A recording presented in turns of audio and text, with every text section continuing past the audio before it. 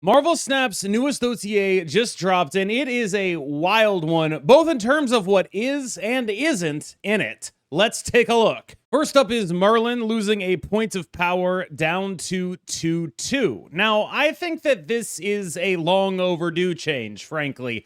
Merlin, for me, has long been in the camp of this card is too strong by some amount and will continue to be too strong, probably at 2-2. This has, of course, been intensified by the release of Shou. Now, Shou, obviously a great card on his own, but I don't think it's a coincidence that he happens to be a great card that also works with perhaps the best other Season Pass card in the last 6 to 12 months, frankly, when you consider nerfs, and that card is Merlin.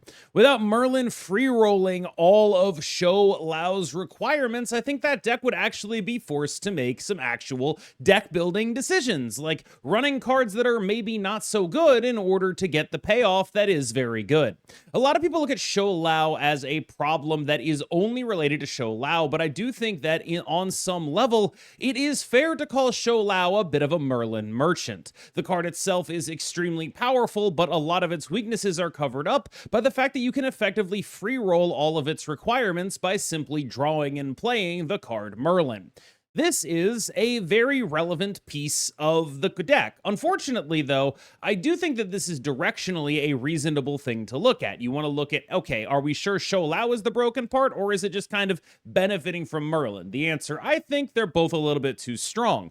But I don't think this meaningfully addresses that. I'm not going to stop playing Merlin in my Shou decks because he has one less point of power. I don't care about that at all. In fact, I don't know if I'm going to stop playing Merlin in any deck that has Merlin because he has one less point of power. This card is, to me, exactly the same as he was previously. And in as much as that is a real thing that's like, obviously this is a free nerf they can do, it is a good decision that they did that nerf. But if people are expecting this to be a big deal and meaningfully impact the Shou Merlin decks, I would simply not expect that. This card is too good at doing what it does still, and it has a big brother that is benefiting very heavily from the things that it does, such that I simply do not care that it lost one power. This is still an elite card. It is absolutely free, frankly, to include this in your Shou deck, and you will continue doing that, full stop. This is the kind of direction, though, where you look at a thing like Shou. I think a lot of gut reactions have been, this is a problem that is a problem built of itself because it's the new thing being added to the deck. I do think Merlin covers up a lot of what would be weaknesses in a Shou list. I just don't know that this does anything to alleviate that. An example of something that would actually solve that is to sort of give it Victoria hand text, where maybe Shou doesn't count skills anymore, so you can't free roll it with Deafening Chord and Merlin's skills anymore. That would be the kind of thing that I'd be interested in seeing, whether or not it's a Shou problem or a Merlin problem. This does not significantly decouple them. They are still going to partner up and beat your face into the ground. Next up is Fantomex gaining a point of power. Fantomex gaining a point of power feels like a little bit of an under buff, if you ask me. I think this card could have stood to gain multiple points of power or some dynamism on his activate. Personally, while I think Fantomex is a good card, I do not think he is a great one, and I think they have a pattern of being a little bit not buffy enough with cards like Fantomex. As an example, I will point to Warlock. These activates that require other play patterns of you, I think they are significantly low on how many points these cards need to have to actually feel worth building around. Now, that is to say, I still think there are some pretty reasonable-ish Fantomex decks. They're just all kind of doing very middling things and skating on the particular interaction that they can play, making them a good fit for certain metagames like Lady Deathstrike and Gambit. Sometimes those are just cards that are going to carry you far, and that's sort of what it feels like Fantomex is doing right now. I think that this card needs to be a significant bit stronger, not necessarily because it needs to be busted, but because when you compare it to the cards that are actually good in this game, or even in this space, like 4-7 Fantomex, 4-8 Misery, one of those is wrong. That's just sort of where I'm at. 4-7 Fantomex, 4-8 Misery, one of those is wrong. And then when you look at Warlock, like 3-4 Warlock, 3-6 Luna Snow, one of those is wrong, right? Like that kind of thing is sort of what I'm looking at when I see these cards. I think these cards need to be put at similar spaces to other cards that are asking a lot of you in deck building and have potential downsides. Like, these kind of cards where it's activate plus requirement are a lot harder to use than I think the dev team is giving them credit for.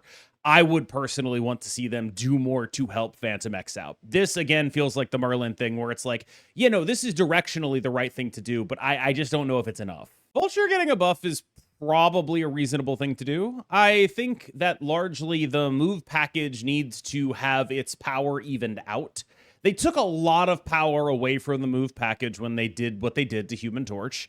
And I think that this kind of stuff is largely a good direction for them, figuring out how many points they can put in the, let's say, less infinite scalers, the much more finite and straightforward scalers like Vulture and Dagger, as opposed to the functional infinity that Human Torch can sometimes represent. This is a much safer space for that deck to be in, but safer is a bad thing when you're looking at trying to play a deck at a high level. So I don't think this necessarily does a lot for it, although I have seen some interesting Linlier move lists that are doing bounce type things and are actually interested in Vulture just by virtue of it being a lot cheaper. Vulture does become a much more reasonable, just like, I am a pretty cheap guy that you get a couple procs on and I'm happy with that, but his limited ceiling is an importantly negative part of his profile right now, and while I do like raising the floor, I don't think it meaningfully solves what keeps Vulture and things like him from being very playable at high levels. Fon Fay getting a point of power, arguably perhaps the most nothing change that I've ever seen them make. This is a card that, as a fundamental issue, is problematic to include in a move deck because of her cost and not because of her power. Not that she's awful or anything, she's just not particularly good, and there are a lot of good cards in that archetype, so there is a lot of heavy competition for the slots, and more importantly, a lot of heavy competition for the game actions you want to be taking on turn 4, such that very often she is not what you want to be doing with your deck. This is a card that I think people are too low on, but I think they're too low on it, but also directionally correct, which is to say, people look at this card and they're like, this card is a 0 out of 10 and I don't want to play it. And what's actually happening is this card is a 4 out of 10 and you are correct for not wanting to play it. And so, like, that's really what I'm trying to speak to here. Directionally, I think people evaluate this card mostly correctly, but I do think they're a little low on it. There are some really cool things it can do. And depending on how they continue to rework the move mechanic, I can see this kind of working. I know there's someone in the comments right now thinking, if I play C5 with this in multiple man, we'll get the multiple man to 5 power. And I want to tell you, no, don't do that. Clea going to 1-3 is pretty nice. I think, first of all, the Shang-Chi Master of the Rings coming out in the future is a fairly interesting card with Clea, with the base rings being a pretty easy activate for her on turn 2. Kind of a cool little thing going on there. I also think that Clea is a card that is cool and is interesting, and frankly, I'm not saying Clea's like busted or anything at 1-3. I just think it's sort of an interesting target for this kind of stuff, where it's like, oh, that card's actually like kind of okay, and I'm surprised people are like thinking they need to buff it in this context, but maybe it's just a nice little thing to do. Obviously, there's not a ton to do with her other than the obvious of let's play a guy that buffs her and then play some spells, but she's just kind of decent, I think, a lot of the time at 1-3 in a way that I think is pretty surprising. The ways you can use her are pretty limited. Marvel Boy, for example, the new Shang-Chi. I think that largely that's the stuff she's held back by, but I think mostly this is a good buff because it removes the sort of downside for building around a card like this, right? If 1-3 is the new vanilla, there's just no reason for Clea to be below that. And I think a lot of these changes sort of reflect a sort of slow adjustment to what the new vanilla stat lines are and what cards you're happy to have at those new vanilla stat lines. And I'm very happy to have Clea at a 1-3 vanilla stat line. That seems really, really good to me. I'm really happy about the Iron Lad buff. I don't know how many people remember this, but when this card came out, it was like actually one of the better cards in the game in sort of mid-range decks because you just have a bunch of like good things that you were interested in copying, and that was just always a good thing to have access to. Again, an adjustment to the current vanilla stat lines. And I think that's kind of the underscoring thing that's happening in this entire patch is that, like, most of these changes are just adjusting to the new vanilla stat lines. They're saying, all right, look, here's how things are. Here's how we want things to be. And here are the cards we feel comfortable saying should be vanilla with some additional twist. French vanilla, if you will. Although I think that's butchering the Magic the Gathering term. This is still a very reasonable card. It's just, you need a good reason to play a 4 that you don't know the specific outcome from.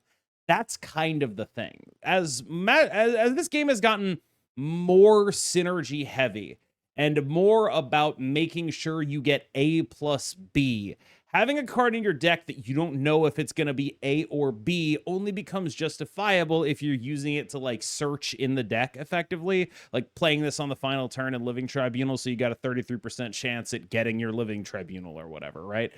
That kind of stuff tends to be where the card shows up. I don't know that going to the actual new vanilla stat line is enough to make this card better or good or anything like that, but I do know that it is absolutely a correct change to make. The legendary Dragoon of the Mon going to 3/4, this is going to sound a little ridiculous.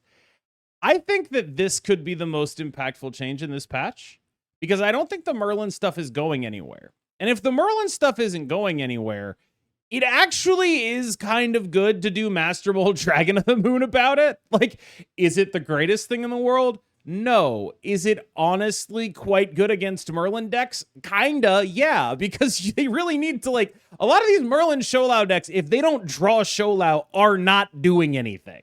And so if you're like, hey, actually, that card that puts all those cards in your hand, it's going to clog you now. Your hand is full of garbage. Figure it out with the cards you have.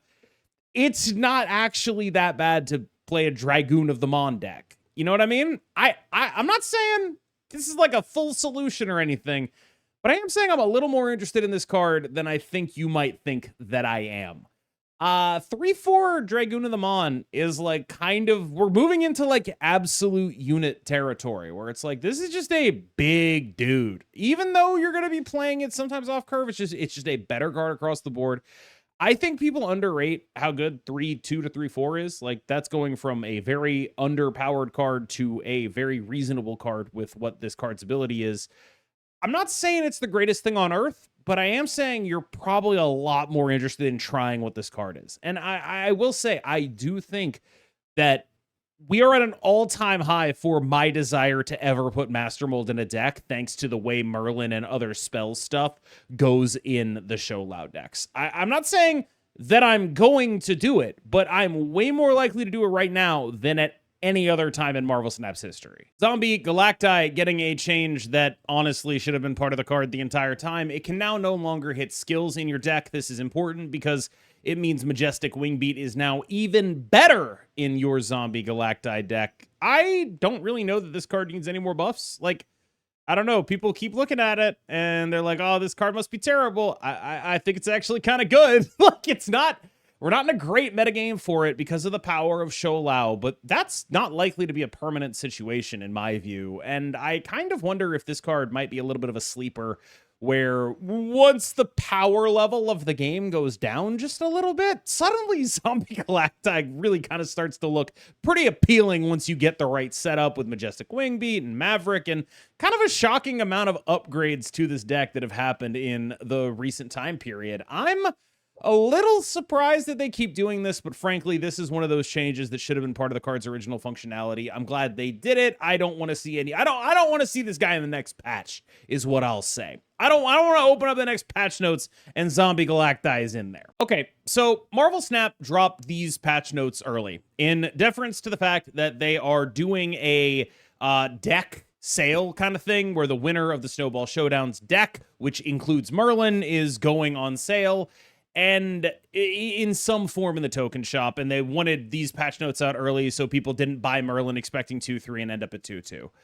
And I think that's a good thing, but it definitely put me in an awkward situation because as we speak, I'm recording this right now. I need to figure out if I'm going to release this before the notes came out or before the patch actually hits, but after the notes come out, because there's about a 4-hour-ish delta between when they put the notes out and when the actual patch is expected to hit. And I don't really know what to do as a content creator in that situation. So I guess what I want is for you to tell me, like, in situations like this, should they come up again, do you want this video to drop when the patch notes come out, or do you want this video to drop when the patch happens? I'm going to middle it this time, I think. I'm going to release this video probably about halfway between when the notes dropped and when the patch is expected to come out. But I'm worried that, like, doing that maybe gets me worst of both worlds, where I'm too late to catch the initial hype train, and also I'm early enough that a bunch of the comments are like, but it's not out in my game yet, because they didn't read the description. I don't know. I kind of am interested to see how this goes, but thank you so much for watching. As always, I've been KMBest. You've been phenomenal. And I guess we should probably talk about how there's no Shou in here, come to think of it. I think that is probably the right decision. I'm not saying that Shou will not eventually have to be nerfed, but I do think it would probably be bad game management to nerf the card about 8 days into it existing. I do want them to do something more than what they did to decouple the card from Merlin, because I think Merlin means that you're not really making any deck building sacrifices to get this card in your deck. He just does that. If you, for example, were not able to count skills for Shou, that would be a pretty meaningful change to how the deck has to function. A lot of people look at him and it's like, that's just flatly OP. The numbers on this card are too big. I think that that's possible, but I also think it's possible that the numbers on the card are too free. And I think Merlin is the biggest part of the numbers on the card being too free. And I think that if you had to actually, like, play a Kitty Pryde in your deck, right? Or do things of that nature, I think the card would be notably worse. And I think the deck would be notably worse, and people would be able to understand it. It's like, oh, I get it. You're devoting all this space in your deck to this because you're a combo deck and you're doing a combo deck thing. I understand now. I know what's going on here. I think that especially getting Deafening Chord out of there would be a big plus, like that kind of stuff. Just like, oh, why are you free rolling interaction that also helps your main game plan? All that kind of stuff would probably go a long way towards making this deck actually feel like a deck that is its own thing, and not just like we're slapping it in mid-range mush piles with things that happen to duplicate it. To me, that's the direction I would want to go with nerfing Shou. I would want to make sure that he doesn't work with skills anymore. Have him say characters only, and USA, characters welcome. And that's what I would want to do. That's what I would want to do with Shou. I can't say that I would be right about it necessarily, because I do think there are people who are correctly assessing that this card is broken and saying it's just a numbers issue. My instinct is that the numbers issue becomes a lot less pronounced when the deck is harder to build. And so that would be my first choice for how I would change the card. That said, I do think they're probably making a correct, if tough, decision to leave Shou alone. I think it is a reasonable and correct decision to say we don't want to, like, make changes to this card without knowing what the hell is going on here. The situation you want to avoid is Mr. Fantastic First Steps. The situation you want to imitate is probably Sam Wilson. And I hope they take a relatively light hand here, because I do think that if they do something drastic to this card, it will be a pretty clear, like, you sold us this for $10 and then nerfed it kind of thing. And I think that is one of the worst things you can do for game perception. I would like to see them not do that. As always, I've been KMBest. You've been phenomenal, and I will see you in the next one.